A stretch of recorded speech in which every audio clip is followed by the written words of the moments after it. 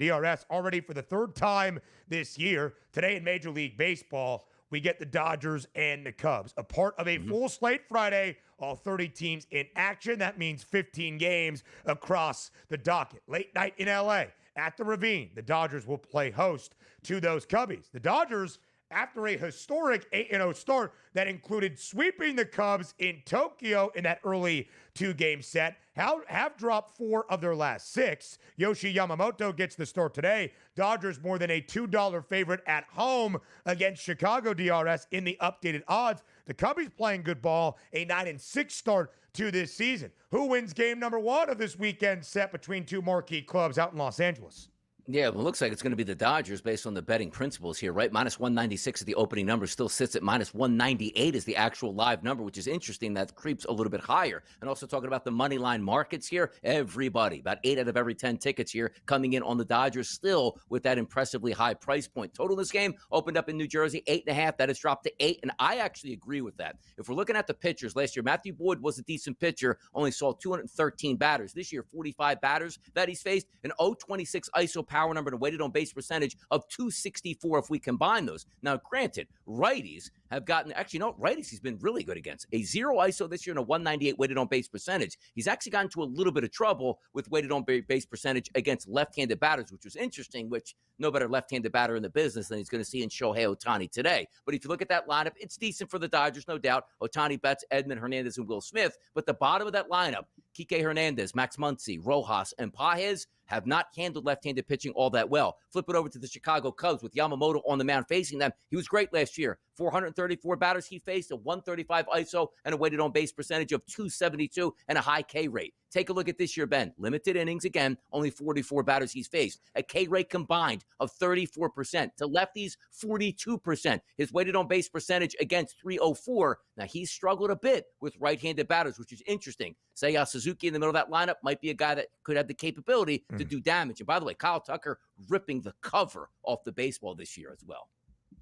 A great offseason acquisition for Chicago. DRS, as you well know, down in regional Philadelphia, down in South Jersey, here in New York City, it's not great weather this weekend on the East Coast for early April. We're talking low 40s, high 30s, and a ton of rain and wind expected. So as we set the stage for an interleague intriguing matchup this weekend in the Bronx, I would be surprised if all of these games are played between the Yankees and the Giants. Tonight, New York, a slight favorite for the opener with Marcus Stroman on the mound, minus 126 on that money line. Robbie Ray goes on the other side for the Giants. San Fran, a 9-3 start to this year. What should we expect tonight inside Yankee Stadium?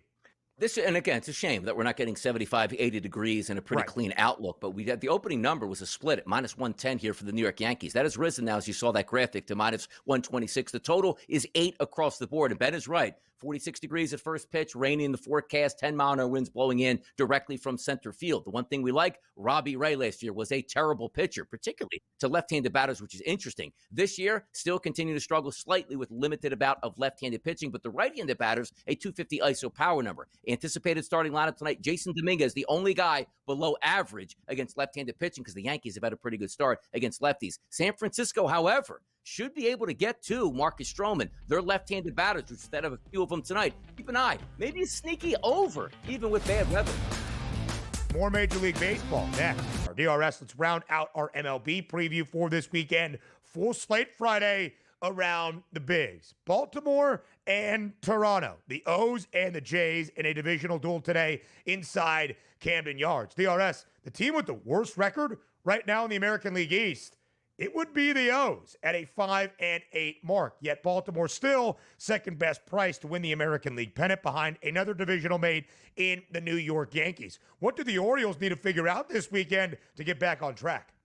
Maybe it's just better weather in their own ballpark, as you see today. Mid-40s there, rain in the forecast, and double-digit winds blowing directly from Utah Street out there in right field. So we'll see if we can hit some home runs out of the ballpark, maybe to left field. But if we are taking a look at the pitching matchup here, you take a look at the Toronto Blue Jays with Francis on the mound. Last year, 408 batters he faced. How about this? A 175 ISO, which is average, and a below-average 275 weighted on-base percentage, which is good. And also, neither side of the plate here, being a right-handed pitcher, affected him all that much. It was basically equal knuckle, which is a good sign because sometimes like, hey, he really deals with lefties very well, but not the right-hand side. You take a look at this year, it's actually a lot of the same. ISO power number a little bit elevated for lefties, but down for righties. Weighted on base percentage low for lefties, but a little bit up for righties. Here's the key. Again, we don't have hitting conditions yet at Camden Yards, which is a shame because Rutschman, O'Hearn, Westberg, Mullins, and O'Neill all have really elevated weighted on base percentages and also ISO power numbers and really low K rates against right-handed pitching, something to keep an eye on. But if we take a look at the opposite side today, and that's with Sogano on the mound,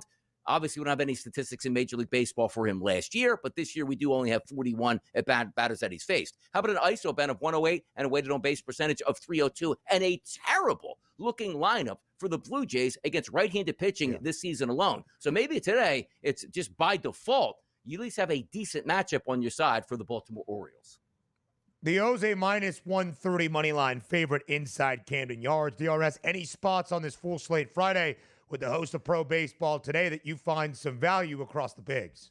Yeah, we're going to tell it's tough going in April because you have to adjust some scenarios. Yesterday I went 0-2, missed out on a couple things, but more relying on the average hitters to be above average has been a little bit of my downfall the past 2 days, meaning guys batting in the 6th, 7th, 8th, and 9th hole here's with good numbers to start the season through 25 at-bats. You know that's going to average out, and so it looks like they're already averaging out. So more for me of the focus on the top 5 batters in the lineup with good matchups and bringing in a little bit of the statistics from last year into this year, but also make no mistake about it. There are some decent looks out here across, but I do want to make sure I'm not burning myself saying, boy, I like this matchup, but it's 38 degrees in that ballpark. There are some chances with some warmer temperatures in the warmer weather cities and domes that I might be approaching a little bit more today than outside. But I told you, like that Yankees game, it's like it just brings you back in. Like it has some intrigue. Like, man, why can't this game go over? And then it's 1-0 in the 5th. And it's like, it's freezing here, Donnie. What are you doing?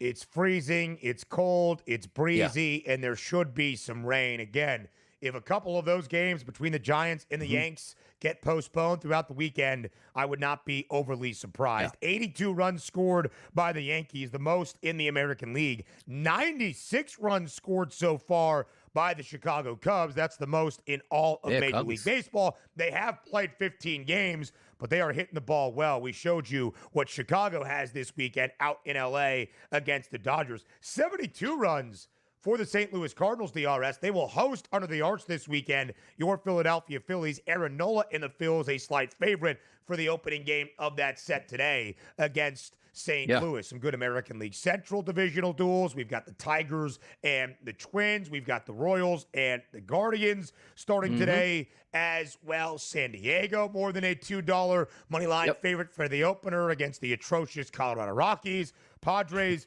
best record in the National League at 10-3. Rocks' worst record alongside the Atlanta Braves at 3-9. By the way, the Braves head to Tampa to take on the Rays. The Rays slight underdog in their opening game of this weekend set against the Rays at George Steinbrenner Field.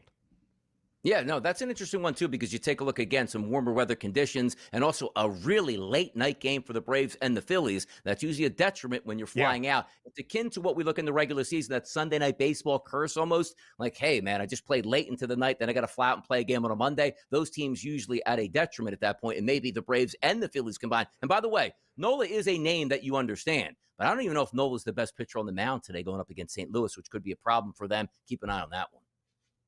Ooh, who's on the other side? Pallant? Yeah, Pallant had very good numbers from last year and a decent start to this season. So it's one of those where it's like, hey, Phillies will bounce back against lowly St. Louis, who was picked to be dead last on the odds race at FanDuel. That's not the case early on, and I don't know if Nola's up to the task today. We'll see. The Cards got off to a great start, but they have dropped 7 of their last 10. They are now 5-7.